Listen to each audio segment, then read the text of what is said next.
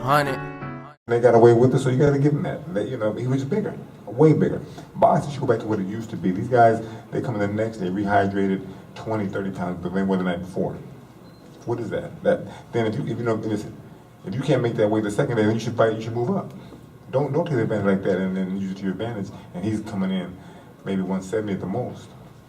Do you know what he weighed tonight? I didn't watch. They won't step on the scale. They won't step on the scale. That's what I'm saying. Come on. There was no weigh-in. And he won the fight, but guess what? He had an unfair advantage. He was bigger, and he knew that, and he used it to his advantage, so he won the fight.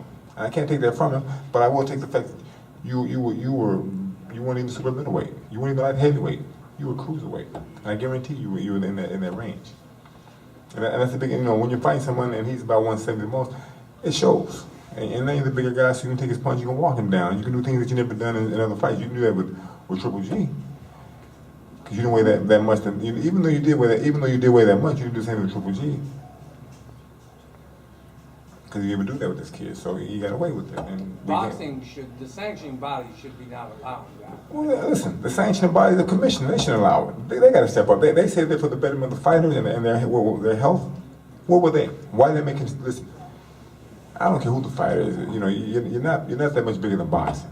If these commissions and these sanctioning bodies step up, they step up for the money. They take out the fighters' purses. They definitely get their cut, but they don't step up for their well-being. If they did, they'd done it for this fight here and every other fight, and they should get on there and get off the bus and start doing it for everybody. That's how these guys get hurt.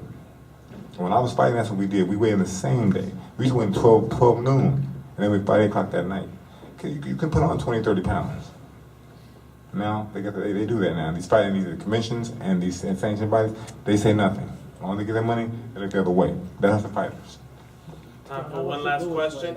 Well, he just mentioned the fact that Lewis weighed in at 170. Is that what you just said, right? Yeah. So let's play devil's advocate here for a second. Come on. Let's say Lewis fights a fighter who comes in at weighing in 159. And then you come in at 170. Okay. And the fight. Well, guess what? But the next day you're allowed 10 pounds. That's it. You can't pass 10 pounds. Okay. That's what I'm saying. So you're saying you prefer that if the fighter's gonna come in the next day weighing a certain weight, they shouldn't go past the. Don't go 20, 30 pounds over the limit. Okay. Listen. If you want to be real fair, go back to when I fought. We weighed in the same day of the fight.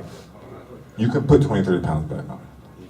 And if you say you care about boxing, these commissioners and these sanctioned bodies, do what's right, do it the right way, because these guys are getting crazy with putting his weight back on the next day. So you're saying that the deck is stacked for a certain fighter in a favorite position? Sometimes. In boxing all too often? Sometimes it happens. And he's not crying about it. He's giving Jacobs all the praise. And I'm the one crying about it, because it's not fair to boxing. It's not fair to the fans. It's not fair, period. I mean, this fight was set up for Jacobs anyways. Like I said, we came into his backyard.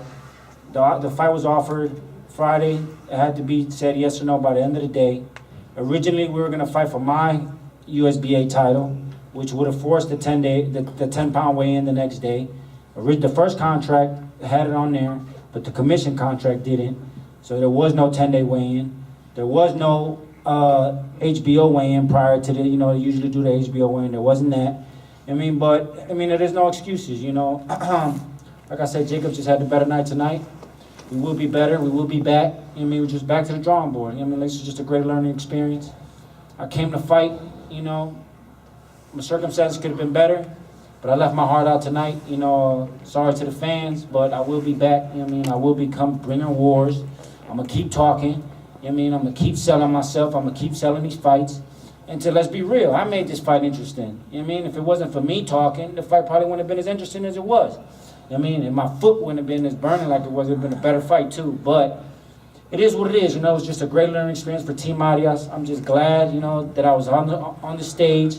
I was able to get my name out there. And we're only going to get better from here. Like I said, the world title will be mine sooner than later, hopefully. And Team Arias will be back. Thank you so much, guys.